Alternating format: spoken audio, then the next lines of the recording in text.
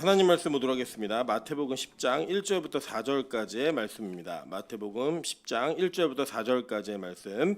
저와 여러분이 한 절씩 교독하고 마지막 절은 합독하도록 하겠습니다. 교독합니다. 예수께서 그의 12제자를 부르사 더러운 귀신을 쫓아내며 모든 병과 모든 약한 것을 고치는 권능을 주시니라. 12사도의 이름은 이러하니 베드로라 하는 시몬을 비롯하여 그의 형제 안드레와 세베대의 아들 야고보와 그의 형제 요한, 빌립과 바돌로메, 도마와 세리마테, 알페오의 아들 야고보와 다데오, 가나나인 시몬 및 및 가롯 유다 곧 예수를 판 자라. 아멘.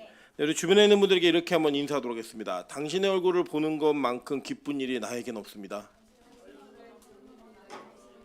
네, 앞뒤로도 인사하겠습니다. 얼굴을 보여주셔서 감사합니다. 네, 우리 빛가서공교회가 하나님 은혜 가운데 예배드리는 것 자체가 의미가 있는 교회이고 또 동시에 함께 예배드리는 사람들과의 만남이 의미 있는 그런 귀한 교회 되기를 주님의 이름으로 축원합니다. 오늘은 마태복음 10장 1절부터 4절까지의 말씀을 가지고 엘리트주의를 버린 믿음이라는 제목으로 하나님 말씀 증거하도록 하겠습니다. 우리는 이 땅에 살아가면서 이렇게 어떤 사람들과 계층들을 구분하는 단어들이나 그 집단을 이야기하는 어떤 은유적인 표현들을 합니다. 그 중에 우리가 이제 좋은 의미로 받아들인 것 중에 하나가 엘리트라는 단어예요. 이 엘리트라는 단어를 보시면 우리나라에는 엘리트 교복이 있고요, 엘리트 가구가 있습니다. 그 엘리트라는 단어를 검색해 보시면 이 엘리트라고 하는 이름을 딴 회사들이나 상품들 이런 것들이 굉장히 많은 것들을 보게 됩니다. 왜냐하면 이 엘리트라고 하는 단어가 주는 이미지가 굉장히 좋은 이미지가 있기 때문입니다.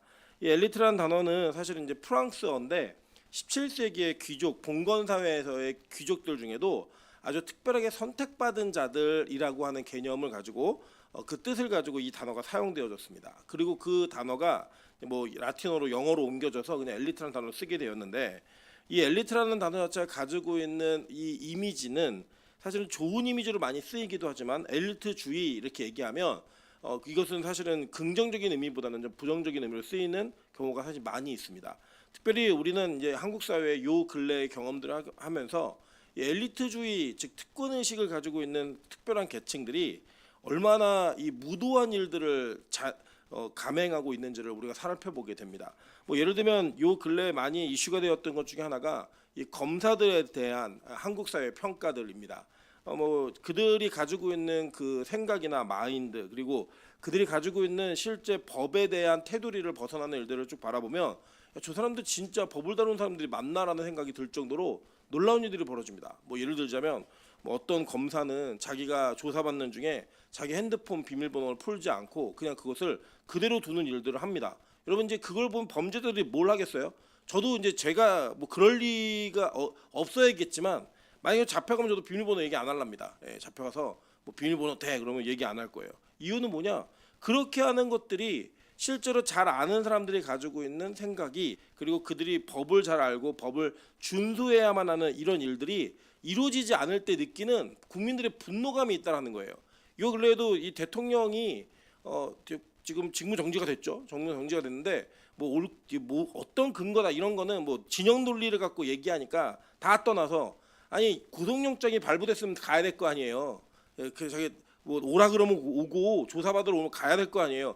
거기에 특권 의식을 가지고 잠궈놓고 아무것도 하지 않는 이거를 비호하고 있다. 저는 이거 자체가 문제가 있다고 생각해요. 왜 그러냐? 이게 엘리트주의부터 온 거예요. 이 엘리트주의는 귀족들 중에도 특별한 사람들을 선택했기 때문에 이들은 자신들은 일반 사람들과 다르다라는 생각이 있습니다. 그걸 가지고 있고 또 그 가지고 있는 생각으로 인하여서 그들은 자신이 무언가 특별한 존재가 되는 것에 대한 의미를 부여하기 때문에 일반적인 사람들과 자신들은 구분된 사람들이라고 믿어요. 그래서 자신들이 무엇을 누리거나 무엇을 행하거나 이 하는 것들이 나는 할 수 있지만 너희들은 할 수 없다라는 생각을 분명히 가지고 있다는 거예요. 그래서 그 사람의 출신 성분이 어떤가, 환경이 어떤가 이런 것을 가지고 사람을 평가하고 그것을 유산으로 물려주면서 세습되어진 하나의 계급주의를 형성했다는 겁니다. 여러분 제가 왜 이런 얘기를 길게 하느냐? 오늘 우리가 살펴보게 될 예수님의 제자 가운데 이런 시각을 가지고 있었던 제자가 있었다라는 거예요. 그러면 결국에는 이 제자가 가지고 있는 생각을 통하여서 저는 뭐 그 제자가 그랬다더라 이걸로 끝난다면 우리는 그냥 인물 분석하는 걸로 이 설교는 끝날 거예요. 그러나 여러분 살펴보셨다시피 12제자 가운데 있었던 그 모든 모습들이 다 우리의 모습 아닙니까? 그 모습 속에서 하나님이 믿음을 우리에게 주셔서 그 믿음으로 예수를 바라보게 되면 어떤 변화가 일어나게 되는가, 이 내용을 살펴보면서 아, 나도 변할 수 있겠구나, 나도 바뀔 수 있겠구나 라고 하는 생각을 가지면 이 말씀이 여러분에게 일을 한다라고 저는 믿어집니다. 그 내용들을 근거로 해서 오늘 엘리트주의를 가지고 있었던 이 나다나엘이 어떻게 변화되어지고 어떻게 바뀌어졌는가를 하나님의 말씀을 통해 살펴보도록 하겠습니다. 자, 먼저 이 나다나엘이라고 하는 이 이름의 뜻은 히브리어로는 이게 하나님의 선물이라는 뜻이에요. 하나님의 선물이다라고 하는 의미가 있습니다. 근데 이 나다나엘은 두 가지 이름이 있어요. 두 가지 이름이 있는데 이 히브리식의 이름은 나다나엘이었고 헬라식의 이름은 바돌로메입니다. 바돌로메. 자, 여러분 이제 보시면 그 우리가 바라는 단어가 앞에 붙어 있잖아요. 그러면 이 바라는 단어가 앞에 붙어 있는 그것이 누군가의 아들이다 이걸 표현하는 거예요. 영어 이름에도 이런 게 있어요. 예를 들면 윌리엄슨, 여러분 많이 들어보셨죠? 영화에는 많이 나오잖아요. 그 윌리엄의 아들이에요. 그게 윌리엄슨이 이게 뒤에 이제 그 son이라는 단어가 합성어가 돼가지고 윌리엄의 아들이다 이렇게 표현한 것처럼 이 히브리식의 표현 중에 그 문화권에서 뭐 바예수, 바디메오라고 하면 디메오의 아들이에요. 바요나 그럼 누구의 아들이에요? 요나의 아들. 바요나 시모나 이렇게 부를 때 시몬, 그러니까 베드로의 아버지 이름이 뭐예요?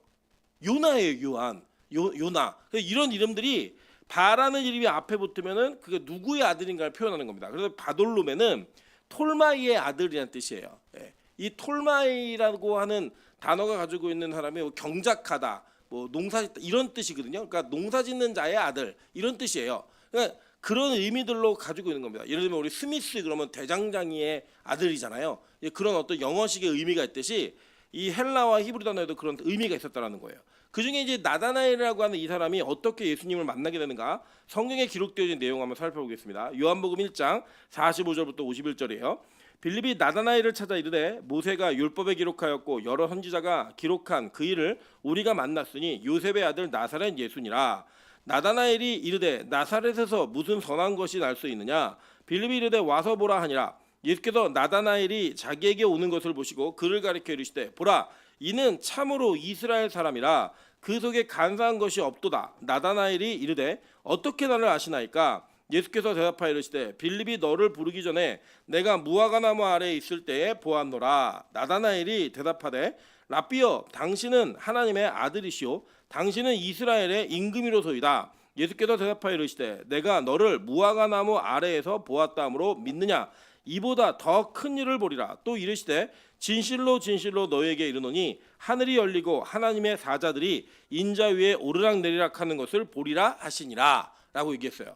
이게 예수님께서 나다나엘을 처음 만난 장면이에요. 근데 이 만난 장면을 잘 보시면 이 나다나엘은 누구의 소개로 예수를 만났어요? 누구의 소개로? 빌립의 소개로 예수를 만났다라는 거예요. 그래서 여러분 이 성경을 보시면 나다나엘과 빌립은 거의 붙어 있습니다. 이 두 사람이 뭐냐? 절친이에요. 절친. 이 베스트 프렌드라고 보시면 됩니다. 그래서 이 빌립과 나다나엘은 함께 사역을 하거나 함께 이 말씀에 대한 복음에 대한 일을 나눈 일이 많았어요. 이 나다나엘이 다른 곳에서 어떻게 표현되나 한번 보도록 할게요. 마가복음 3장 16절부터 19절 다 같이 읽어보겠습니다. 시작. 이 12를 세우셨으니 시몬에게는 베드로란 이름을 더하셨고 세베대의 아들 야고보와 야고보의 형제 요한이니 이 둘에게는 보아너게 곧 우레의 아들이란 이름을 더하셨으며 또 안드레와 빌립과 바돌로에마 마테와 도마와 알페오의 아들 야고보와 및 다데우와 가나나인 시몬이며 또 가론 유다니 이는 유다 예수를 판 자더라. 자, 여기 보니까 빌립과 바돌로메라고 표현되어 있죠. 그죠? 나다나엘이라고 표현되어 있지 않고 이 히브리식으로 표현한 내용들이 있습니다. 사도행전에도 보면 이렇게 얘기해요. 사도행전 1장 12절부터 13절입니다. 제자들이 감람원이라는 산으로부터 예루살렘에 돌아오니 이 산은 예루살렘에서 가까워 안식일에 가기에 알맞은 길이라. 들어가 그들이 유하는 다락방으로 올라가니 베드로, 요한, 야고보, 안드레와 빌립, 도마와 바돌로메, 마테와 및 알페오의 아들 야고보, 셀롯인 시몬, 야고보의 아들 유다가 다 거기 있어라고 얘기했어요. 그죠? 자, 이 사람이 가지고 있었던 이 배경 속에서 그는 항상 빌립, 도마, 마테 이렇게 붙어 있어요. 이 사람들하고 이 네 명의 그룹이 있는데 그 그룹에 붙어서 이 바돌로메가 나다나엘이다라고 보시는 거는 사실 요 모든 학자들이 동일하게 인정하는 내용입니다. 자, 그리고 그렇게 되어 있고요. 이 사람의 출신이 어딘가 한번 성경은 더 자세하게 얘기한 장면이 나와요. 요한복음 21장 2절입니다. 시몬 베드로와 디두모라 하는 도마와 갈릴리 가나 사람 나다나엘과 세베대의 아들들과 또 다른 제자 둘이 함께 있더니라고 얘기했어요. 자, 이 사람은 어디 출신이에요? 가나 출신이에요. 가나. 여러분, 가나는 어디죠? 나라 아프리카 가나를 생각하시면 안 돼요. 그 히브리 동네 이름에 가나안 땅의 동네 이름 중에 가나라고 하는 동네가 있었죠. 여러분 잘 아시는 예수님의 첫 번째 기적이 일어났던 동네가 어디예요? 이 가나였다라는 거예요. 가나. 이거 여러분 좀 요거를 잘 이해하실 좀 필요성이 있습니다. 어떤 필요가 있냐면 그 당시의 문화적 배경이나 이런 것들을 좀 보시면 사회적 배경을 보시면 이 가나 사람이다라고 표현한 게 어떤 의미인지 좀 이해하실 수가 있는 거예요. 지난주인가 지지난주인가 제가 우리 동아 형제하고 그 대화를 나눌 때 동아 형제가 몇 가지 저에 대한 새로운 사실을 알았어요. 뭐냐면 제가 휘문고를 나왔다는 사실을 알게 됐습니다. 그러니까 동아 형제 굉장히 깜짝 놀라면서 자기 휘문고 출신을 처음 만났대요. 그러더니 제가 이제 무슨 얘기하다가 뭐 이렇게 공부해서 석사학위가 2개 있다 그랬더니 뭐라고 얘기하냐면 목사님이 달라 보인다는 거예요. 그전에 어떻게 봤다는 거예요? 만만하게 봤다는 거죠. 그냥 뭐 광주 출신의 시골 사람 이렇게 봤는데 강남 8학번 출신이에요. 뭐 이거부터 시작해서 뭐 석사학위가 있어요. 이렇게 보는 그런 시각의 변화가 있었다라는 거. 이거 보시면 돼요. 왜냐 우리는 강남 출신이야. 뭐 이 사람 뭐 학위가 있어. 뭐 이렇게 얘기하면 그 사람이 가지고 있는 그 원래의 모습에 무언가를 덧붙여서 이 사람이 어떤 사람인가를 평가하는데 상당히 많은 이게 플러스 요인이 되는 이런 것들이 우리 안에 있다라는 거예요. 그래서 예를 들면 야 너네 집 어디니? 이렇게 얘기했을 때 되게 재밌는 게 뭐냐면요. 성남에 사는 분들은 성남이라고 얘기를 하는데 분당에 사는 분들은 자기 성남 사람이라고 얘기 안 해요. 뭐라고 얘기하죠? 분당 사람이라고 얘기합니다. 그러면 고양시도 마찬가지죠. 일산도 고양시에 속해 있는데 일산에 사시는 분들은 어디 살아요? 그러면 고양시에 산다라고 얘기 안 해요. 뭐라고 얘기해요? 일산 살아요. 이렇게 얘기합니다. 여러분 우리도 마찬가지잖아요. 어디 살아요? 노원구 어디 살아요? 그러면 대부분 중계동에 있다는 거를 굉장히 강조해서 얘기하시는 분들이 몇 분 계시더라고요. 상계, 하계보다는 중계가 조금 더 이미지가 좋은가 봐요. 어떻게 그렇게 자기가 살고 있는 지역의 출신을 통하여 내가 어떤 사람인지를 얘기하는 그런 문화가 우리 안에 있죠. 그런 게 있단 말이에요. 그래서 그 당시에도 이런 문화가 있었어요. 뭐냐면 이런 겁니다. 그 당시에 예수님 시대에 이스라엘 사람들이 가장 중요시였던 동네는 예루살렘을 중심으로 한 유다 지역이에요. 그러니까 이 유다 지역 출신들은 지금으로 얘기하면 강남 출신이다라고 얘기하면 그 이미지가 거의 비슷할 거예요. 그런데 이 갈릴리는 어디냐? 이 이스라엘은 지형적으로 볼 때 맨 위에 북쪽 지역, 이쪽이 갈릴리 지역입니다. 그 중간 지역이 사마리아 지역이고 맨 밑에 지역이 이 유다 지역인데 요 위 상중하를 보시면 중간 지역은 유대 사람들이 잘 교류를 안 했어요. 왜냐 사마리아인들은 피가 섞여서 혼혈인들이 살았던 지역이기 때문에 유대인들은 그 지역을 멸시했고 잘 가지도 않았습니다. 지나가려면 그냥 위험한 곳을 간다라고 생각해서 돌아갔어요. 돌아서 그냥 직접 가지 않고 강을 건너서 요단강을 건너가지고 다시 올라갔다 강을 건너가는 불편을 감수하더라도 안 가는 지역이었어요. 그런 차원에서 볼 때 갈릴리는 어느 지역이었냐면 갈릴리는 이 유다 지역에서 자리를 잡지 못한 사람들이 새로운 기회를 찾아 나가는 땅이었어요.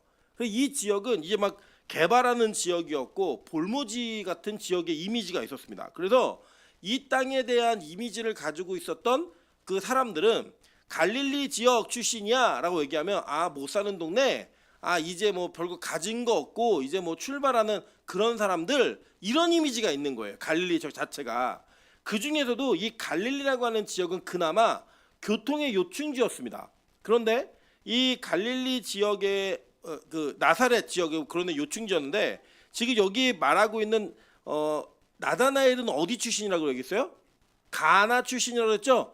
이 가나는 갈릴리 지역에서도 더 촌구석이에요. 완전히 그 촌구석에 있는 지역이었기 때문에 이 나다나엘은 예수님이 태어나신 나사렛보다 더 작은 동네에서 태어난 사람이었던 거예요. 그런데 이 사람이 가지고 있었던 이미지가 뭐였냐면 나는 가나 출신이지만 내가 가지고 있는 지적인 능력이나 말씀을 향한 열정은 상대들과는 좀 달라라고 하는 자기 나름대로의 프라이드가 있었습니다. 자, 이걸 내용 한번 보실게요. 예수님이 이 나다나엘을 처음 만났을 때 예수님이 나다나엘에게 뭐라고 말씀하셨냐면 이렇게 말씀하셨어요. 예수께서 나다나엘이 자기에게 요한복음 1장 47절입니다. 예수께서 나다나엘이 자기에게 오는 것을 보시고 그를 가리켜 이르시되 보라 이는 참으로 이스라엘 사람이라 그 속에 간사한 것이 없도다라고 얘기했습니다. 이 간사한이란 단어가 헬라어로는 돌로스라는 단어인데 이게 간사함, 속임수, 기만 이런 뜻이에요. 자, 그럼 여러분 잘 기억해 보세요. 지금 이스라엘이라는 이름은 그러니까 사람 이름이죠. 원래 이게 원래 누구의 이름이었어요? 야곱이라는 사람의 이름이었죠. 근데 이 야곱이라는 이름의 뜻이 뭐예요? 발 뒤꿈치를 잡다, 속임수, 속이다 이런 뜻이에요. 그렇게 속이는 자라고 하는 그 뜻의 반대적인 의미가 지금 뭐였냐면 참 이스라엘이라고 불려지는 거예요. 자, 간사함이라고 하는 돌로스라는 뜻이 뭐라 그랬죠? 간사함, 속임수, 기만 이거잖아요. 그러니까 이게 있다 없다, 없다고 얘기한 거예요. 그러니까 지금 이 나다나엘은 어떤 사람이었냐면 굉장히 정직하고 남을 속이거나 남을 기만하거나 이런 사람이 아니었다라는 거예요. 근데 단지 윤리적으로 뭔가 깨끗하다 이런 이미지로 이걸 얘기하신 게 아니에요. 나중에 우리 이 의미가 뭔지 살펴보겠지만 이 예수님께서 말씀하신 내용은 야, 너 참 이스라엘 사람이구나 이렇게 얘기를 해요. 우리도 예를 들면 이 우리나라의 민족의 정기를 가지고 뭐 독립운동이나 이렇게 하신 분들을 우리가 뭐라고 표현하냐면 야, 저 사람 참 한국 사람이야, 진짜 한국 사람이야 이렇게 얘기하는 게 있잖아요. 그런 어떤 내용과 같은 이미지로 얘기하시는 걸로 보시면 되는 거예요. 자, 두 번째는 뭐가 있었냐? 예수님이 이렇게 얘기하셨어요. 너 간사한 게 없구나라고 얘기했더니 나다나엘이 이렇게 물어요. 예수님 날 어떻게 알아요? 묻는 거예요. 보통 우리가 이렇게 얘기거든요. 예쁘다라고 얘기하면 아니에요 이렇게 얘기하는 게 정상적인 거예요. 네, 예쁘다 그럴 때 나도 알아 얘기하는 건 뭐예요? 약간 이거 좀 재수가 없죠? 우리 식으로 얘기하면 그런 이미지인 거예요. 야, 너 간사함이 없다, 참 이스라엘 사람이다 그랬더니 내가 참 이스라엘 사람인 거 어떻게 알아요? 그걸 예수님이 어떻게 합니까? 얘기 부정은 안 해요. 제가 감히 뭐 이런 게 아니라 근데 그거 어떻게 알았어요? 내가 진짜 간사하지 않은 걸 어떻게 알았어요? 이게 묻는 거예요. 그래서 예수님이 이렇게 대답하셨어요. 예수께서 대답하여 이르시되 빌립이 너를 부르기 전에 내가 무화과 나무 아래에 있을 때 보았노라라고 얘기합니다. 자, 그러니까 이게 문화적인 내용과 배경을 이해하셔야지만 이 문장을 이해하실 수 있는 거예요. 자, 예를 들면 자, 이제 이거는 우리 민족들만 이해하는 거예요. 야, 예를 들면 이렇게 얘기하는 겁니다. 누구 얘기할까? 뭐 부부를 얘기해야 되는데 윤기쁨 집사하고 임봉균 집사하고 뽕나무 밭에서 나왔대. 얘기하면 우리 이게 무슨 의미인지 알아요, 몰라요? 한국 사람들은 다 알아요, 그죠? 그러니까 이거를 외국 사람들 알아요, 몰라요? 잘 모르죠. 근데 우리나라 정서만 아는 거예요. 이게 뽕나무 밭에서 나왔대라고 얘기하면 그렇고 그런 사이구나 이렇게 다 아는 거예요, 그죠? 그렇게 아는 것처럼 이 무화과 나무 아래에 있다라고 하는 이미지는 어떤 이미지냐면 율법을 묵상하거나 율법을 가르치고 배우는 장소가 여기였어요. 그러니까 누군가 무화과 나무 아래에 있대라고 얘기하면 이 사람 지금 뭐 하는 사람이에요? 공부하는 사람인 거예요. 율법을. 걔 어디 갔어? 스터디 카페 갔어. 그러면 공부하러 갔구나 이렇게 알듯이 이 당시의 사람들에게 무화과 나무 아래에 있다가 왔어요 라고 얘기하면 너 말씀 묵상하다 왔구나 이거를 아는 거예요. 그러니까 지금 이 나다나엘은 비록 가나안 사람 출신이었고 그렇게 뭐 부유하거나 굉장히 똑똑한 엘리트주의를 갖고 있지 않았어요. 자기가 배경적인 걸 갖고 있지 않았는데 자기 스스로 하나님의 말씀을 묵상하고 배우고 그것을 통하여 하나님의 은혜가 뭔지를 아는 그것에 심취되어 있던 사람이에요. 그러니까 빌립이 이걸 알아가지고 빌립이 뭐라고 나다나엘에게 권면하냐면 야, 우리가 누군가를 만났는데 모세의 율법에 기록했고 여러 선지자가 기록한 그 일을 내가 만났다라고 얘기한 거예요. 그게 뭐예요? 메시아잖아요. 근데 그 메시아라는 이야기를 설득할 때 나다나엘에게 설득한 게 뭐냐면 야, 내가 성경 즉 구약 성경에 기록되어 있는 예수를 만났어, 메시아를 만났어 라고 얘기하니까 나다나엘이 그 이야기를 듣고 진짜 이렇게 나오는 거예요. 그런데 이 이야기를 듣고 뭐라고 얘기했죠? 나다나엘이 야, 나사렛에서 모든 선한 것이 날 수 있어 라고 얘기한 게 그 사람의 바로 한계인 거예요. 자, 이게 무슨 한계냐면 이런 겁니다. 예를 들어서 야 내가 진짜 훌륭한 목사님을 만났어라고 얘기했는데 누군데 그랬더니 중계동에 있는 빛가서 공교회 임철 목사 예를 든 거예요. 예를 굉장히 비웃으시는데 예를 들고 그렇게 얘기했더니 야 그렇게 조그만 교회에서 무슨 훌륭한 목사가 나와 이렇게 얘기한 거가 비슷한 거라고요. 예를 들면 우리 그 새로 우리 이승재 선생님 오셨는데 고등학교가 청원고 출신이래요. 그랬더니 우리 교회 역대 사역자들 중에 노대현 목사 그리고 이승재 전도사 그리고 민하영 전도사님이 다 청원고 출신이에요. 자기들끼리 셋이 뭐라고 얘기냐면 그걸 명문고라는 거예요. 저는 청운고라는 얘기를 평생에 들어본 적이 없어요. 예, 뭐 휘문고로 교과서에 나오잖아요. 5대 사립 이렇게 청운고가 어딘지도 모르는데 본인들끼리 그게 뭐 좋은 사역자들이 모인 곳이래요. 그래서 우리 교회는 앞으로 청운고만 나온 사람들 뽑아야 된대요. 말도 안 되는 얘기하고 앉아 있어요. 제가 이제 얘기하는 거죠. 야 청운고에서 무슨 선한 것이 나와? 거기 나와봤자 민하영, 노대현, 이승재 아니야? 이렇게 얘기하는 거예요. 이런 이미지로 지금 나다나엘이 아이 말도 안 되는 얘기하지 마. 무슨 나사렛에서 거기서 메시아가 나와? 이건 말도 안 돼. 이렇게 얘기하는 겁니다.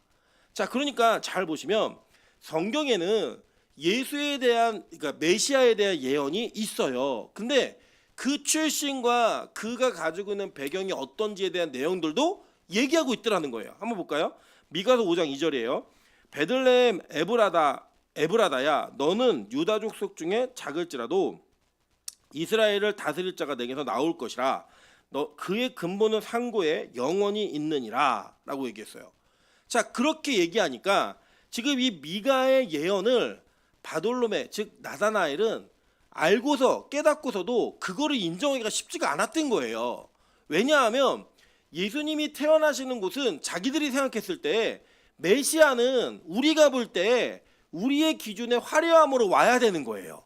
그냥 이렇게 초라하게 오시면 안 되는 거예요. 근데 이 나사렛이 갈릴리 땅이 어떤 땅이었냐면 열왕기상 9장 11절부터 13절 볼게요. 갈릴리 땅에 성읍 20곳을 히람에게 주었으니 이는 두로왕 히람이 솔로몬에게 그 온갖 소원대로 백향목과 잣나무와 금을 제공하였습니다. 그러니까 솔로몬이 성전을 지을 때 이 히람 왕에게 두로왕 히람에게 야 우리한테 좀 나무 좀 좋은 거죠. 우리 성전을 지으려고 하는데 이 백향목이나 잣나무 뭐 우리 금강송 이렇게 얘기하듯이 좋은 나무 좀 줘라 얘기해서 히람이 그걸 제공해 줬어요. 좋은 호의적 관계 때문에. 그래서 그 보답으로 솔로몬이 갈릴리 땅 20권 더 가져 이렇게 땅을 준 거예요. 그래서 보세요. 히람이 두로에 와서 솔로몬이 자기에게 준 성읍들을 보고 눈에 들지 아니하여 이르기를 내 형제여 내게 준 이 성읍들이 이러한가 하고 이름하여 가불 메마른이라는 뜻이야. 카불이라는 단어인데 가불 땅이라 하였으니 그 이름이 오늘까지 있느니라. 갈릴리 땅을 줬는데 받으니까 어유 좋은 땅 줬네 이게 아니라 야 뭐 이런 땅을 줘. 이런 땅 주려면 주지 마. 이렇게 얘기하는 거예요. 제가 아직도 충격적인 사건 중에 하나 뭐냐면 제가 처음에 고등부 사역을 하면서 좀 부자 동네로 사역을 갔어요. 갔는데 이제 아이들을 불러 모아가지고 제가 떡볶이를 사준다고 고등부 애들을 불러 모았더니 얘네들이 그걸 먹으면서 아 전도사님 이런 거 사주려면 부르지 말래요. 깜짝 놀랐어요 제가. 그리고 그럼 뭘 사줘야 되는데 그랬더니 TGI 프라이데이 이런 거를 먹을 때 자기를 부르라는 거예요. 저는 그때 당시에 제 나이에 1년에 한 번도 저를 가보지 못했던 데를 얘네 막 수시로 드나들더라고요. 멤버십도 있고 막 깜짝 놀랐는데 그런 거 비슷한 거예요. 아유 이런 땅 주면 주지 마. 이런 데가 바로 어디예요? 갈릴리였던 거예요. 자 볼게요. 역대하 8장 1절부터 2절입니다. 솔로몬이 여호와의 전과 자기 궁궐을 20년 동안 건축하기로 마치고 후람이 솔로몬에게 되돌려준 성읍들을 솔로몬이 건축하여 이스라엘 자손이 거기에 거주하게 하니라 이렇게 얘기해요. 그러니까 이 가불 땅, 이 갈릴리를 받아가지고 야 너 안 가져, 너나 다시 가져 돌려준 거예요. 그 정도로 가치가 없게 평가되어진 땅이 어디였어요? 갈릴리였다고요. 갈릴리 땅. 그래서 볼게요. 여호수아 21장 32절입니다. 납달리 지파 중에서는 살인자의 도피성 갈릴리 게데스와 그 목초지를 주었고 이렇게 얘기해요. 그죠? 근데 여기에 이 메마른 땅에 뭐가 있었어요? 도피성, 예수의 상징인 도피성이 있었다라는 거예요. 계속 볼게요. 자, 이사야 9장 1절 다 같이 읽습니다. 시작. 전에 고통받던 자들에게는 흑암이 없으리로다. 옛적에는 여호와께서 스불론 땅과 납달리 땅이 멸시를 당하게 하셨더니 후에는 해변길과 요단 저쪽 이방의 갈릴리를 영화롭게 하셨느니라. 자, 그러니까 이 갈릴리 출신이다라고 하는 것 자체가 야 출신 성분이 안 좋아라고 하는 이미지가 들어가 있는 거예요. 여기 이 모든 거에. 그러니까 나다나엘은 자기도 갈릴리 출신인데 이 갈릴리에서 무슨 선한 게 나와 라고 얘기하는 자기 한계 안에 갇혀 있었고, 내가 생각하는 메시아는 갈릴리에서 오시면 안 되는 거예요. 여러분들 이 시각이 누구의 시각이었냐? 바리새인들의 시각이었다는 거예요. 한번 볼까요? 요한복음 7장 50절부터 52절입니다. 그 중에 한 사람 곧 전에 예수께 왔던 니고데모가 그들에게 말하되 우리 율법은 사람의 말을 듣고 그 행하는 것을 알기 전에 심판하느냐라고 얘기해요. 그게 뭐냐면 니고데모가 예수님 만나갖고 상담했잖아요. 그러면서 거듭남에 대한 이야기를 들었단 말이에요. 그런데 많은 이 율법주의자들 즉 바리새인들이 예수님이 이단이다 막 정죄하니까 그 정죄하는 걸 바라보면서 예수님 편에서 야 너네는 율법을 따져보지도 않고 어떻게 예수를 정죄하고 있니? 라고 반문을 하니까요. 뭐라고 얘기하니까 보세요. 그들이 대답하여 이르되 너도 갈릴리에서 왔느냐? 찾아보라. 갈릴리에서는 선지자가 나지 못하느니라 하였더라. 야 갈릴리 출신이 무슨 선지자야? 너 갈릴리 출신이야? 지금 갈릴리 출신에 편드는 거야? 말도 안 되는 얘기 하지 마. 무슨 갈릴리 그 버리는 땅에서 말도 안 되는 그 척박한 땅에서 거기에서 무슨 선지자가 나와? 헛소리하지 마. 이렇게 얘기한 거예요. 그게 누구의 시각이었어요? 율법주의자들, 바리새인들의 시각이었다는 거예요. 여러분 이게 뭐냐면 우리는 이 땅에서 우리 눈에 볼 때에 무언가 화려하고 내가 선망하고 내가 좋아할 만한 그런 요소들이 있어야지만 그것을 매력적으로 느끼고 그걸 받아들인다는 거예요. 여러분 놀라운 사실이 뭐냐면 이런 겁니다. 예를 들면 우리가 누군가가 막 얘기를 하는데 제가 우리 민하영 전사님이 어린이 사역을 굉장히 잘하는 거를 보면서 뭐 하나 느낀 게 뭐냐면 사실 민하영 전사님이 학교 다닐 때 공부를 열심히 안 했어요. 본인 스스로 얘기한 거예요. 어떻게 공부했냐면 남자친구들이 연애하고 놀러 다니는데 자기 에너지 거의 다 썼단 말이에요. 그래서 유아교육을 제대로 공부하지 않았음에도 불구하고 민하영 전사님이 유치원 생활을 하면서 얻었던 습득되어진 내용과 내가 유아교육 보육교사를 자격증이 있습니다라고 얘기하는 그 한 가지가 어린아이들을 가지고 있는 부모들에게 말할 때에 그 말에 권위가 생기더라는 거예요. 그 말 자체에. 그리고 이게 얼마나 중요한 일이고 얼마나 재밌는 일이냐면 이런 거예요. 어쩌면 할머니들이 아이들을 더 잘 보실 수도 있어요. 아이들을 키우거나 양육하는 데 있어서 실제로 제가 부모가 돼 보니까 이론적으로 무언가 알았던 내용 이런 것들이 안 되더라고요. 제가 사실은 결혼을 좀 늦게 했잖아요. 늦게 하다 보니까 저는 제가 늦게 한 결혼에 대한 것들을 만회하기 위해서 부부에 관련된 책들을 되게 많이 읽었어요. 저희 집에도 보면은 이 부부에 관련된 책들이 굉장히 많이 있습니다. 저는 이론으로는 되게 잘 안다고 생각했거든요. 그래서 심지어는 총각이 교회 사역을 하면서 부부간의 문제가 있어서 상담을 줬어요. 제가 그랬던 제가 부부가 돼 보니까요. 제가 알고 있던 이론은 다 무너졌어요. 뭐 의미 없는 거예요. 그런데 제가 이만한 책을 읽었다라는 얘기를 그때 당시 총각 때 하잖아요. 어느 책에 보면 이런 얘기가 있어요라는 말 한마디가 부부들에게 힘을 주더라고요. 이분의 말을 들으면 우리 부부의 문제가 해결되겠구나. 정작 저는 해결 못하고 있는데 그 내용을 얘기하면 내가 이 책을 읽었더니 이 사람이 이렇게 말했는데 라고 말하는 게 권위를 주더라는 거예요. 여러분 근데 이렇게 우리는 어떻게 보면 그게 필요하기도 하지만 그게 허상이 되어가지고 마치 그것을 가지고 있으면 우리가 가지고 있는 모든 것들의 권위가 부여되면서 그 사람의 말이 진리인 것처럼 받아들이는 그런 요소가 외적인 것들로 국한되어 있더라는 거예요. 여러분 놀라운 사실이 뭐냐면 이런 겁니다. 우리는 누가 말했을 때 그 말을 잘 못 받아들이는데 이거 백종원 선생님이 얘기한 거야. 그러면 그거 그냥 받아들여요. 우리가 알고 있는 권위가 부여되어 있으면 그 권위자가 얘기했다는 거 한마디로 힘이 생기더라는 거예요. 여러분 이게 뭐냐? 우리가 이 땅을 살아가면서 우리가 소위 말하는 엘리트라고 생각되어지는 사람들에게 하나님보다 더 높은 권위를 부여하는 거예요. 그 부여한 것을 통해 얻어지는 것들을 누리고 또 내가 그 자리에 가기 위한 노력들을 열심히 하더라는 거예요. 그래서 율법주의자들 즉 자기의 열심과 자기의 수고를 통하여 이룬 것들이 있는 사람들은요 이게 부정당하는 걸 너무 힘들어하는 거예요. 야, 네가 그렇게 열심히 공부했어도 말씀 앞에서 아무 의미 없는 거야. 열받아 하는 거예요. 그러면 공부하지 않은 사람과 공부한 사람이 차이가 있다고? 차별이 없다고? 말도 안 되는 얘기 하지 마. 내가 얼마나 많은 노력을 했는데 이게 있는 거예요. 여러분, 제가 요새 아이들을 만날 때마다 뭐라고 얘기하냐면, 야, 너네 공부 열심히 안 해도 돼 라고 얘기해요. 사실 부모님 되게 싫어하세요. 왜냐? 우리 부모님 세대와 저희 세대만 해도요, 공부를 열심히 해야지만 사회로부터 기회를 부여받을 수가 있었다고요. 무언가. 그런데 지금 저희 크는 아이들의 세대에는요, 공부를 잘했고 어떤 대학을 나왔고 이게 그 아이들에게 기회를 부여하는 게 아니에요. 달라요. 되게 재밌는 일이 있었는데, 우리 이제 기도원에 예배드리려고 쪼로록 이게 저희 교회인들이 앉아 있는데 모두 공부 얘기가 막 이렇게 나왔어요. 근데 저희들 그 앉아 있는 사람들 중에 제일 공부를 안 한 사람이 누구였냐? 제가 딱 보니까 박미영 집사예요. 공부를 제일 안 했어요. 그래서 제가 간증을 들었더니, 다른 가족들의 간증을 들었더니 평생에 공부하기 제일 싫어하는 사람이래요. 평생에. 근데요, 거기에 앉아 있는 모든 사람 중에 지금 돈을 제일 많이 벌어요.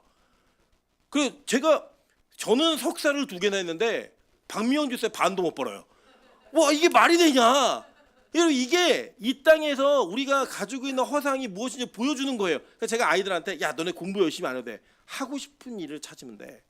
이제는 그런 시대가 오거든요. 근데 우리는 여전히 우리 눈에 볼 때 무언가 보기 좋은 것들, 내가 볼 때 이거는 권위가 부여돼야 돼 하고 생각하는 것들에 엄청난 필요 이상의 권위를 막 부여하는 거예요. 그래서 그것을 가지고 사실 우리끼리 약속인 거예요. 여러분, 저도 이제 논문을 써봐서 알지만 논문을 쓸 때 사실 엉터리로 쓰는 내용들이 많아요. 그래서 그게 진짜인지도 자기도 잘 몰라요. 그럼 막 쓰는데 그 논문에다가 특정한 대학교에서 이 사람은 이 대학의 석사 논문, 박사 논문을 통과한 사람입니다라는 도장을 받잖아요. 다 인간끼리 하는 거거든요. 그 도장을 주면 이 사람은 박사니까 똑똑한 사람이야. 이게 생겨요. 네. 이걸 가지고 얘기한다고요. 그럼 심지어는 뭐가 있냐? 교회에서요, 설교를 할 때 조그만 교회 목사가 성경대로 얘기를 하잖아요. 사람들이 그걸 잘 귀담아 듣질 않아요. 근데 큰 대형 교회 목사가 똑같은 얘기를 하면 그게 진리처럼 받아들여져요. 여러분, 이 권위를 우리는 부여한다는 거예요. 그 사람이 어떤 사람인가. 그래서 여러분, 우리 보시면 영업하는 사람들이 절대로 경차 타고 다니지 않습니다. 어떤 차를 타죠? 뭐 큰 차, 비싼 차, 외제차를 타야 돼요. 그래야 영업이 된대요. 그래야지만 사람들이 이 사람 성공한 사람이구나, 이 사람 뭔가 실력 있는 사람이구나, 이렇게 받아들인다는 거예요. 왜요? 우리 눈이 범죄하고 있기 때문입니다. 여러분, 잘 보세요. 성경은 이렇게 얘기합니다. 사무엘상 16장 7절이에요. 여호와께서 사무엘에게 이르시되 그의 용모와 키를 보지 말라. 내가 이미 그를 버렸노라. 내가 보는 것은 사람과 같지 아니하니 사람은 외모를 보거니와 나 여호와는 중심을 보느니라 하시더라. 그러니까 이 외적인 것을 중요하게 여기는 사람들은 율법주의적인 생각에서 벗어날 수가 없는 거예요. 내가 예배를 안 빠지고 얼마나 열심히 드렸는데, 내가 헌금을 얼마나 했는데, 내가 봉사를 얼마나 했는데, 내가 이 교회를 어떻게 섬겨왔는데 그걸 무시해? 그걸 말이 안 된다고 얘기해? 이게 이해가 안 되는 거예요. 그러니까 그 당시에 율법주의자들이 왜 예수를 죽이려고 그랬냐면 자기들이 열심히 이루어놓은 율법의 모든 열매들이 다 쓰레기라고 얘기한 거예요. 너네 그거 아무것도 아니야. 니네 그거 쌓다가 너 다 죽게 생겼어. 독사의 자식들아 막 얘기하니까, 와, 감히 내가 평생 쌓아놓은 걸 무시해? 이렇게 된 거예요. 여러분, 그래서 참 재밌는 일이 많습니다. 한국교회가 이러한 명찰을 붙여주고 직함을 받는 것에 너무나 익숙해져 있어가지고요, 그 직함 자체에 목숨을 걸고 신앙생활을 해요. 그 직함만 있으면 자기의 구원이 확 찍는다고 생각하나 봐요. 여러분, 제가 단호하게 말씀드립니다. 목사 중에 지옥 간 사람이 있어요. 전도사 중에 지옥 간 사람이 있고요, 장로, 권사 중에 지옥 간 사람이 있습니다. 아멘? 예, 성도 중에요 천국 가는 사람이 있고요, 목사 중에 지옥 가는 사람이 있다고요. 그리고 성도 중에도 지옥 가는 사람이 있고요, 목사라고 다 지옥 가는 게 아니라 천국 가는 사람이 있어요. 그거는 하나님이 보실 때 그 안에 있는 믿음으로 결정되는 내용이지, 그가 어떤 직분이 있는가, 얼마나 신앙생활을 오래 했는가, 이걸로 따지는 게 아니라고요. 모태 신앙이라고 불려지는 사람 중에 지옥 간 사람이 있어요. 그러나 평생 예수 믿지 않다가 마지막 죽기 직전에 예수 믿고 천국 가는 분도 계시다고요. 이거는 우리가 가져온 생각과 우리가 그 전에 가지고 있었던 모든 개념으로는 이해할 수 없는 영역이에요. 이 영역은. 아니, 어떻게 태어나면서부터 교회 한 번도 안 떠나고 죽을 때까지 교회를 다녔는데 지옥을 가? 우리 그렇게 얘기할 수 있는 거예요. 왜요? 내 열심히 들어가 있는데 그게 부정당한다? 인정하기 힘든 거죠. 그런데 갑자기 어느 날 안 믿다가 하루아침에 와가지고 예수를 믿는 그 사람이 천국 간대요. 얼마나 억울해요. 나는 평생 신앙생활 했는데 지옥 간다고 얘기하고 저 사람은 지금 막 믿었는데 천국 간다고 얘기하는, 이게 어떻게 받아들여지겠냐고요. 인간의 공로와 내가 쌓아놓은 이 열매가 중요하다고 생각하는 사람들에게 이거 사형 선고나 마찬가지예요. 여러분, 그게요 실제 우리 사회에서 벌어지는 일들이 있음에도 불구하고요 우린 여전히 거기에 매달려 있는 거예요. 여러분, 나다나엘은 그런 사람이었다니까요. 야, 내가 예수를 만나는데 이분 메시아 맞아. 성경을 봤더니 맞춰보니까 이분이 메시아 맞다니까. 야, 무슨 목수의 아들이 메시아야. 무슨 나사렛 출신이 메시아야. 말도 안 되는 얘기 하지 마. 갈릴리에서는 선한 게 나올 수가 없어. 이런 척박한 땅에서, 마른 땅에서, 메마른 땅에서 무슨 인물이 나와. 헛소리 하지 마. 무시하는 이 나다나엘의 시각이 우리의 시각이라니까요. 그 우리는요 교회에 오는 사람들을 그 사람의 외모를 보고 평가해요. 성경이 이렇게 얘기합니다. 야고보서 2장 1절부터 5절이에요. 내 형제들아, 영광의 주 곧 우리 주 예수 그리스도에 대한 믿음을 너희가 가졌으니 사람을 차별하여 대하지 말라. 만일 너희 회당에 금 가락지를 끼고 아름다운 옷 입은 사람이 들어오고 또 남루한 옷 입은 가난한 사람이 들어올 때에 너희가 아름다운 옷을 입은 자를 눈여겨보고 말하되 여기 좋은 자리에 앉으소서 하고 또 가난한 자에게 말하되 너는 거기 서 있든지 내 발등상 아래에 앉으라 하면 너희끼리 서로 차별하며 악한 생각으로 판단하는 자가 되는 것이 아니냐. 내 사랑하는 형제들아, 들을지어다. 하나님이 세상에서 가난한 자를 택하사 믿음에 부요하게 하시고 또 자기를 사랑하는 자들에게 약속하신 나라를 상속으로 받게 하지 아니하셨느냐라고 얘기를 해요. 뭐냐, 너희 출신 기억해봐. 야, 니들이 가난한 데서 예수 믿고 믿음의 부요함을 통해 천국 가는 거 아니니? 그런데 교회에 좋은 옷 입고 금가락지 꼈다고 어이구 우리 교회 필요한 일꾼이 오셨네요 라고 얘기하고, 남루하고 이게 별로 볼품없는 옷을 입고 온 사람은 야, 너 서 있든지 앉든지 맘대로 해, 가든지 오든지 맘대로 해 라고 얘기를 하면 니들이 죄 짓는 거 아니니? 얘기하는 거예요. 지금 니들 생각해봐. 이 야고보서는 뭐예요? 너네 믿음이 있으면 이런 행위는 반드시 따라오는 부록이야. 믿음과 행위로 구분하지 마라고 얘기한다고요. 여러분에게 믿음이 있다라고 얘기하는데, 누군가를 바라보면서 그 사람이 가지고 있는 환경, 즉 학벌이나 출신이나 외모나 그 사람의 환경을 보고 야, 너는 나랑 겸상할 수 없는 사람이야. 야, 너는 나랑 같이 교제해줬으면 좋겠어 라고 얘기하는 것 자체가 뭐래요? 죄라는 거예요. 이게 바로 그 죄의 모습을 보여주고 있는 거라는 겁니다. 여러분, 이게 뭐가 있냐면 이런 거예요. 법정에 가면 제가 이제 사촌 동생들 둘이 부부가 다 판사예요. 서울중앙지법 판사인데 얘네들하고 이제 만나서 대화를 하고 물어보다 보면 이런 얘기를 하더라고요. 야, 검사는 뭐야? 합법적 깡패들이래요. 다 그냥 맘대로 야, 쟤 집어넣어. 어떻게든 집어넣는데요, 그냥. 그럼 판사는 뭐야? 판사는 법정에서 하나님이래요. 그래서 뭐라고 했냐면 변호사들이 좋은 판사 만나기 위해서 빈대요. 진짜 기도하라고. 어떤 판사를 만나냐에 따라서 그 사람이 진리고 법이래요. 그 사람이 너 사형이고 너 무죄, 그럼 무죄라는 거예요. 그냥 어떤 욕을 들어먹어도 내 판단이 옳아라는 확신이 다 있대요, 자기들은. 엘리트주의예요. 그래서 그거를 여러분 잘 보세요. 가지고 있는 사람도 문제인데 그걸 그대로 인정하는 것도 문제인 거예요. 그 열등감 가지고 저 사람은 서울대 출신이니까 저 사람 하는 말 다 옳겠지. 저 사람은 연대 출신, 뭐 고려대 출신이니까 저 사람이 말하는 건 나보다 똑똑한 사람이 말하는 거 옳겠지 라고 말하는 건 뭐예요? 그건 역시 엘리트주의에 종속되어 있는 존재라는 거예요. 잘 보세요, 여러분. 예수님이 이 땅에 오셔가지고 예수님이 이 땅에서 찾으신 제자들 중에 최소한 7명의 갈릴리 출신이에요. 그리고 예수님은 누구 택하신 거예요? 사회적으로 야, 무슨 갈릴리에서 선한 게 나와 라고 얘기했던 동네에서 예수님의 제자의 절반 이상을 뽑으셨어요. 뽑으셔서 니들 내 제자야. 그리고 그들에게 뭘 맡기셨어요? 복음을 맡기셨는데 이 복음을 맡은 자들이 지금 그 영향력으로 우리가 예수를 믿게 된 거잖아요. 그런데 우리는 그런 복음의 은택을 입었음에도 불구하고 여전히 우리 시각에는 좋은 목사야, 괜찮은 목사야 라는 것을 구분할 때 뭘 구분하는지 아세요? 어느 학교를 나왔는지, 어디서 유학을 했는지 이걸 본다고요. 제가 친구 목사의 아주 한탄스러운 고백을 들은 기억이 있어요. 어떤 얘기를 들었냐면 자기가 청민을 하고 싶어서 이력서를 100통을 넘게 썼대요. 근데 단 한 곳에도 연락이 오지 않는데요. 이유가 뭐냐? 자기는 유학 갔다 오지 않아서. 결국엔 그 친구가 지금 우리나라의 분교로 나와 있는 해외 학교에 그러니까 학교로에서 공부를 하고 있어요. 왜냐? 그런 이력서에 한 줄이 들어가야지만 서류라도 봐준다는 거예요. 서류라도. 여러분, 제가 너무 죄송한 표현인데 그냥 이해하고 들으세요. 유학 갔다 온 친구들도 저 있잖아요. 제가 만나보면 대단하지 않아요. 그냥 해외 가서 공부했는데 너 어떻게 공부했는지 물어보면요, 영어 수업을 다 못 알아듣는데요. 못 알아들으면 한국인들끼리 모여가지고 야 오늘 숙제 뭐였어? 자기들끼리 쉐어링을 해갖고 숙제가 뭔지를 알아내고 그중에 영어가 좀 되는 애가 미국한테 물어본대요. 야 오늘 숙제 이거 맞아?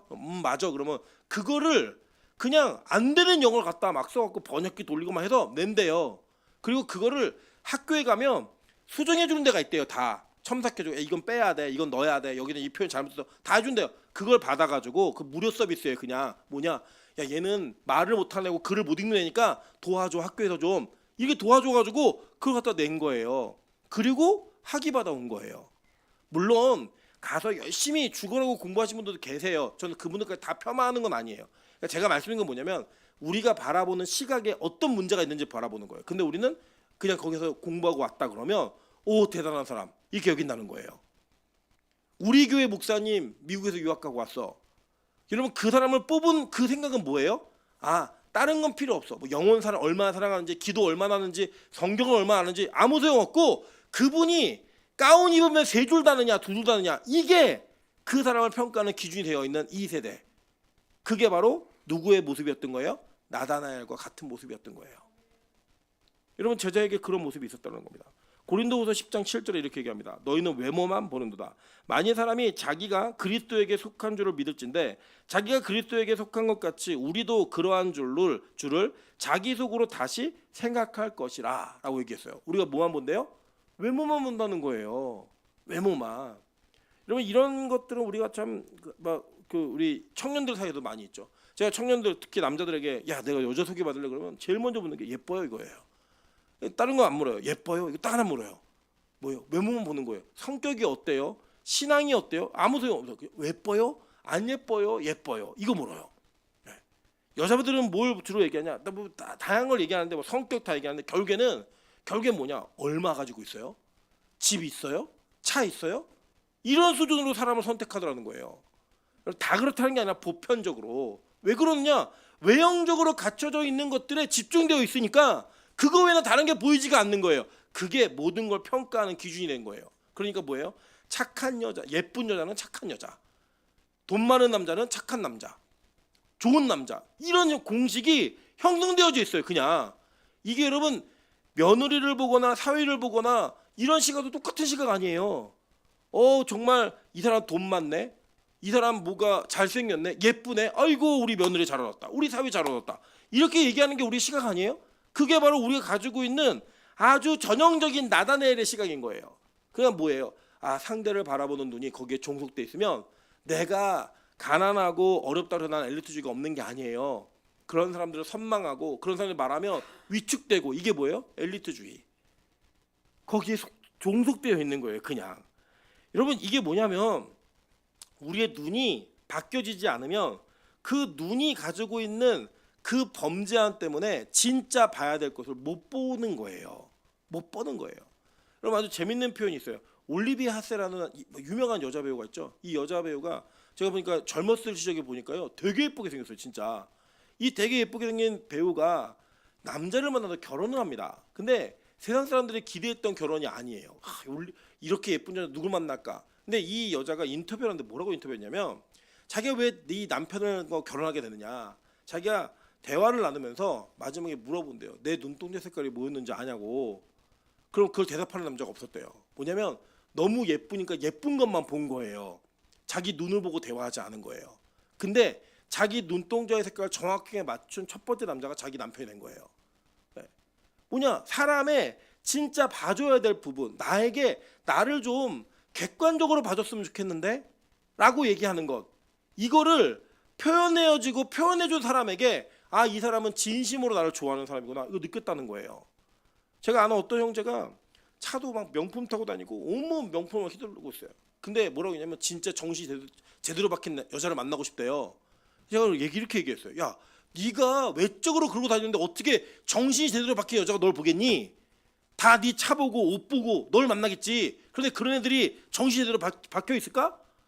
우리는 그렇게 내가 무언가를 꾸미고 무언가 붙이고 명품 들고 다니고 좋은 차 타고 다니는 걸로 나를 표현하는 거예요. 왜요? 그래야 저 사람이 나를 봐줄 수 있으니까.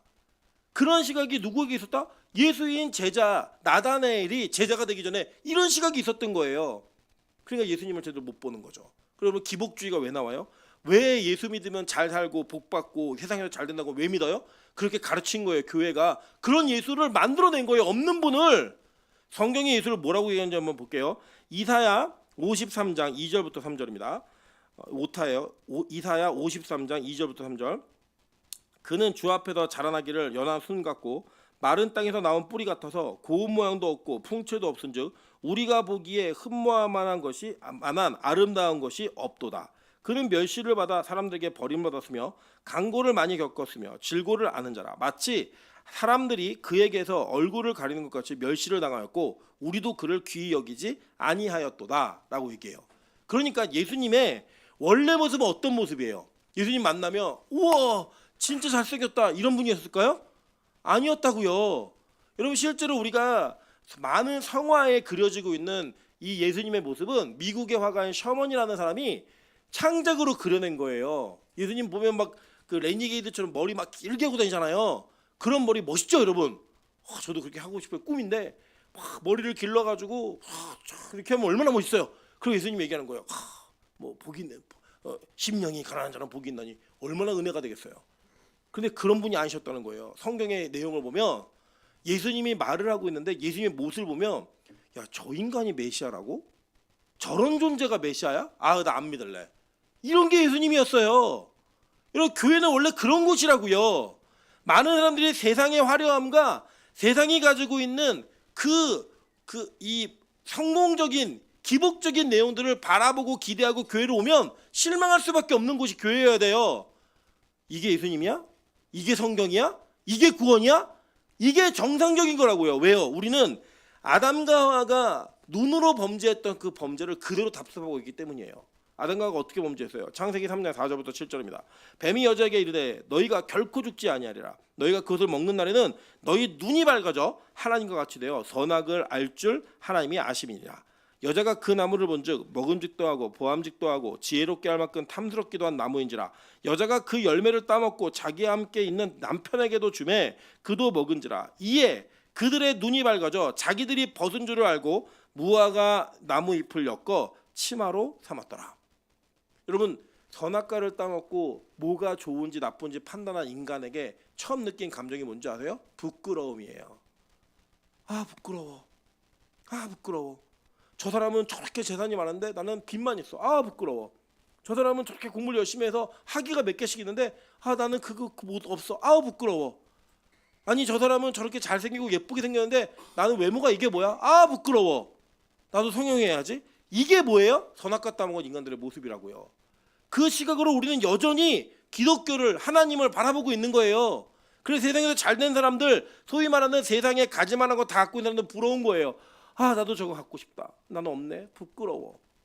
저 사람은 저렇게 큰 차 좋은 차를 타는데 나는 경차야. 아 부끄러워. 이게 바로 선악과를 따먹은 인간들의 죄악의 모습인 거예요. 그러니까요 볼 때 이스라엘 사람들의 눈에 볼 때 예수님이 메시아야? 말도 안 되는 일인 거예요. 말도 안 되는 일. 그 예수가 십자가 달려 죽는데 그게 메시아라고? 야 헛소리 하지 마. 그게 어떻게 메시아야? 보세요. 마태복음 27장 41절부터 42절. 그와 같이 대제사장들도 서기관들과 장로들과 함께 희롱하여 이르되 그가 남은 구원하였을 때 자기는 구원할 수 없도다. 그가 이스라엘의 왕이로다. 지금 십자가에서 내려올지어다. 그리하면 우리가 믿겠노라. 이 율법주의자들의 왕은 메시아는 그런 모습으로 오면 안 되는 거예요. 십자가에 달리는 모습으로. 그러한 시각이 누구에게 있었다는 거예요? 나다나엘에게. 그 시각이 또 누구에게 있어요? 저 여러분에게 있는 거잖아요. 예수 믿으면서 화려해지고 싶으세요? 예수 믿으면서 성공하고 싶으세요? 예수 믿으면서 뭔가 잘 되고 싶으세요? 제가 말씀드릴게요. 꿈 깨세요. 그런 예수님은 없어요. 그런 예수님은 이 땅에 존재하는 분이 아니에요. 그러면 도대체 이 나다나엘의 그 모습이 있었음에도 불구하고 예수님은 나다나엘에게 왜 그렇게 얘기하신 걸까? 한번 볼까요? 자, 이거예요. 창세기 28장 10절부터 15절입니다. 야곱이 부엘세바에서 떠나 하란으로 향하여 가더니 한 곳에 이르러는 해가 진지라 거기에 유숙하려고 그곳에 한돌을 가져다가 베개로 삼고 거기 누워 자더니 꿈에 본즉 사닥다리가 땅 위에 서 있는데 그 꼭대기가 하늘에 닿았고 또 본즉 하나님의 사자들이 그 위에서 오르락 내리락 하고 라고 얘기해요. 자, 그러니까 이 오르락 내리락 하는 거를 처음 본 사람이 누구였어요? 야곱이었죠. 근데 이 야곱이 나중에 어떻게 이름이 바뀌죠? 이스라엘로 바뀌죠. 그죠? 그리고 난 다음에 자 보세요. 오늘 이게 보시면 아까 예수님이 나다나엘을 처음 만나서 야, 너 참 이스라엘 사람이구나. 너 간사함이 없네? 라고 얘기하셨어요. 그리고 마지막에 예수님 저를 어떻게 아세요? 너 무화과나무 아래 있을 때 내가 봤어. 그때 그걸로 당신은 이스라엘 왕이 맞아요 라고 얘기하니까 너 내가 그거 봤다고 너 그걸 믿니? 너 앞으로 뭘 보게 될 거냐면 자 이렇게 얘기해요. 또 이르시되 진실로 진실로 너희에게 이르노니 하늘이 열리고 하나님의 사자들이 인자 위에 오르락 내리락 하는 것을 보리라. 이게 누구의 장면이에요? 야곱의 장면이라고요. 야곱에게 그것을 보여주셨던 하나님이 오늘 나다나엘에게 야, 너 이스라엘 사람이야. 너 참 이스라엘이야. 라고 얘기하고 똑같은 걸 얘기하시는 거예요. 그러면서 뭘 보여주는 거냐면 요한복음에 나타난 기적들을 보여주기 시작하는 거예요. 그걸 보면서 나다나엘이 뭘 본 거예요? 갈릴리 나사렛 출신인 예수 위에 하나님의 사자가 오르락내리락 하네? 이걸 본 거예요. 그래서 그가 뭘 믿은 거예요? 이 카불이라고 불려지는 메마른 땅에서 출신 성분이 좋지 않고 가난하고 어렵고 힘든 그 땅에서 메시아가 오시는구나. 내가 율법주의적 시각 안에서 엘리트주의 안에 갇혀서 보았던 그 예수가 아니라 그 메시아가 아니라 진짜 나의 죄를 해결할 그 메시아가 그렇게 낮은 곳에서부터 오시는구나. 이거를 본 거예요. 이거를 믿게 된 거라고요. 누가요? 나다나엘이. 그는 믿음이 들어오니까 이 엘리트주의가 완전히 깨져버렸어요. 믿음이 그 안에 들어오니까 이제는 그 사람이 어느 대학 출신인지 재산이 얼마가 있는지 어떤 외모를 가졌는지 그게 중요하지 않아요. 그 사람을 영혼으로 대하고 사람으로 대할 수 있게 된 거예요.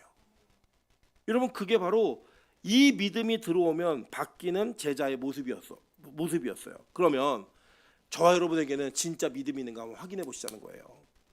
여러분 여전히 우리는 교회가 화려하고 좋은 환경이 있어야지만 성도들이 는다고 믿어요. 여전히 목사가 많이 공부한 학위가 많아야지만 성도들이 존경한다고 믿어요.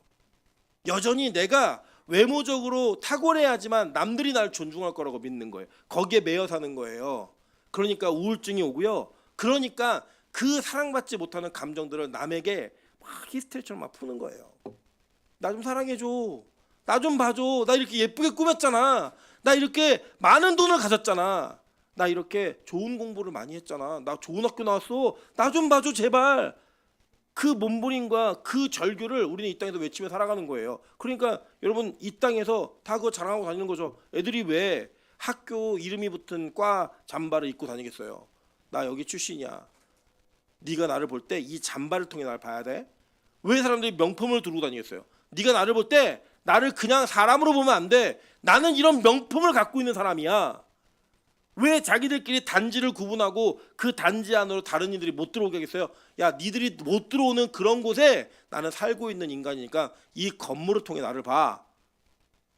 우리는 그렇게 산다고요.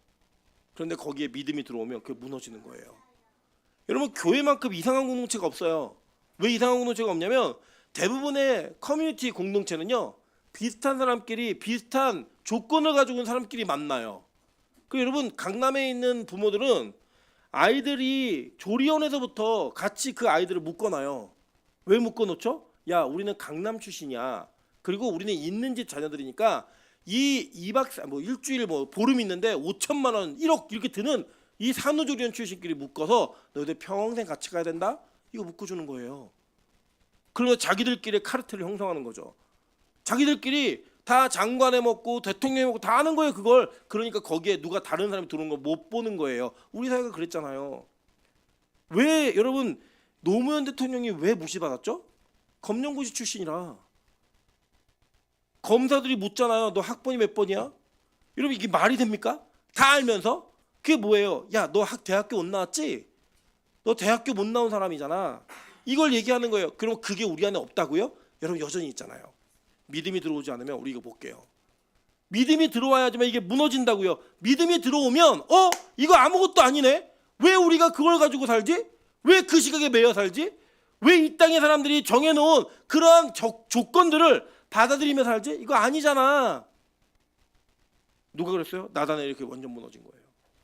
여러분 나다나엘이 어떻게 죽었는지 성경에는 없는데 이 고증적으로 이렇게 증명이 되어져요.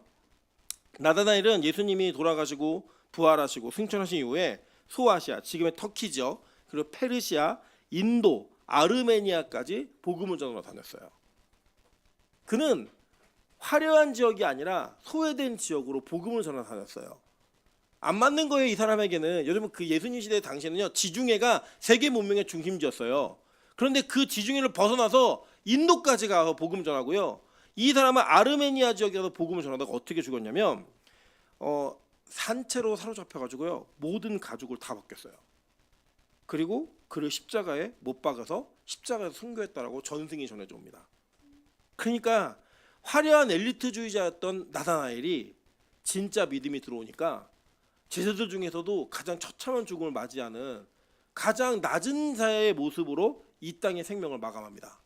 그런데 이 가운데 이 나다나엘은 한 번도 예수를 부인하거나 예수 믿는 거 후회하지 않았어요. 이유는 단 하나, 그에게 진짜 믿음이 들어오니까. 그에게 가장 여지껏 들은 제자들의 죽음 가운데 가장 처참하지 않으십니까? 산채로 가죽을 다 벗겨가지고 그 가죽이 벗겨져. 그래서 이 나다나엘의 순교의 징표가 뭐냐면 칼이에요. 칼로 이 사람의 가죽을 다 벗겼다 그래서 그렇게 벗겨서 십자가에 죽은 그 제자의 모습이 여러분 엘리트주의자의 모습이에요? 아니잖아요. 그게 왜 가능했을까요? 믿음이 들어오니까. 믿음이 들어오니까. 저는 우리 빛가도공교회 이 믿음이 있기를 소망합니다. 우리 빛가도공교회 성도들에게 이 믿음이 있기를 소망합니다.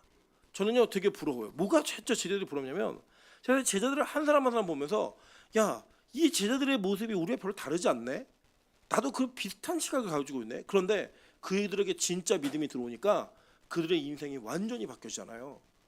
근데 아직 제 인생은 완전히 안 바뀌었거든요. 저는 아직 세상이 좋거든요. 세상의 기준에 맞춰 살고 싶거든요. 저도 가끔씩 대형교회 목사가 되고 싶은 소망이 막 울쑥 올라와요. 막 무시당하고 막 이럴 때 막 노예에 가서 막 더 큰 교회 목사님들끼리 막 자기들끼리 막 이뤄서 조그만 교회 목사들 무시하는 거 막 볼 때 열받아요 진짜. 그 안에 제 모습이 있어요. 그런데 하나님이 저에게 그 조금 믿음을 주신 것 같아요. 어떤 믿음을 주셨냐면 저는 성공하기 위해 목회를 하지 않아요. 이제는 저 예전에 성공하기 위해 목회했거든요. 제가 나이 30 막 이럴 때 하나님 최소한 10,000명 교회는 해야 됩니다. 저는 그럴 사람입니다. 라는 마음이 제 안에 있었어요. 유명해지고 싶고 잘 되고 싶어서 몸부림을 쳤어요. 진짜. 그래서 정말 되는 것 같았어요. 나이 29에 대학 교수도 되고 집회도 막 80회씩 막 1년에 뭐 이렇게 다니고 이런 일들을 제가 했다고요. 저 그거 하면서 되게 잘 될 줄 알았어요. 진짜. 근데 하나님 지금은 모든 걸 다 내려놓게 하셨어요. 다 끊어놓고 아무것도 아닌 자로 만들어놨는데 이제는 더 이상 성공하기에 목회하지 않아요. 그냥 이 목회가 저의 사명이기 때문에 하는 거예요. 그게 너무 행복해요. 지금은 그냥 좋아요. 앞으로 그냥 이 상태라고 하더라도 저는 괜찮을 것 같아요. 근데 바라는 게 있다면 하나님 우리 교회가 그냥 부교육제도 좀 잘 책임지고 아이들 교육 잘할 수 있을 정도만 좀 성장했으면 좋겠어요. 이 바람은 있지만 그래도 그게 안 되더라도 저는 실망할 것 같지는 않아요. 그런데 우리 안에 그 모습이 가리 잡기까지는 진짜 믿음이 있지 않으면 못하는 거예요. 저는요 우리 빛가도공교회에 이 진짜 믿음이 들어오길 소망합니다. 우리 교회에 정말 낮은 자 같은 모습으로 들어오는 사람이 있더라도 그 사람을 영혼으로 대하셨으면 좋겠어요. 진짜 내가 보기에 나 저 사람하고는 대화하고 싶지도 않아 라는 사람이 들어온다 할지라도 그분을 영혼으로 귀하게 여길 수 있는 진짜 믿음 있는 교회가 되었으면 좋겠습니다. 빛가서군 교회는 차별이 없는 교회였으면 좋겠고 등급이 없는 교회였으면 좋겠어요. 엘리트 이런 건 없어요. 그냥 우린 다 하나님 안에서 진짜로 낮은 자를 섬기는 낮은 자의 모습으로 예수의 모습이 나타나는 그런 교회, 그런 성도, 그런 제자 되시기를 주님의 이름으로 축원합니다. 같이 한번 찬양으로 기도하겠습니다. 우리 예수 나의 치료자. 여러분 이거는 믿음이 생기지 않으면 절대로 고침받지 못하는 일들이에요. 하나님 내 눈을 좀 바꿔주십시오. 내가 선악과를 따먹고 그 눈이 범죄하여서 이제는 부끄러움만 느끼는 눈이 되어서 사람 판단하고 다닙니다. 외모로 봅니다. 근데 하나님 믿음이 들어오면 이 눈이 바뀝니다. 믿음이 들어오면 이게 바뀔 수 있다면 내 눈을 지금 고쳐주십시오. 내 생각과 마음을 고쳐주셔서 진짜 하나님의 눈으로 볼 수 있는 자가 될 수 있게 도와달라고 우리 찬양으로 기도하며 나아가도록 하겠습니다.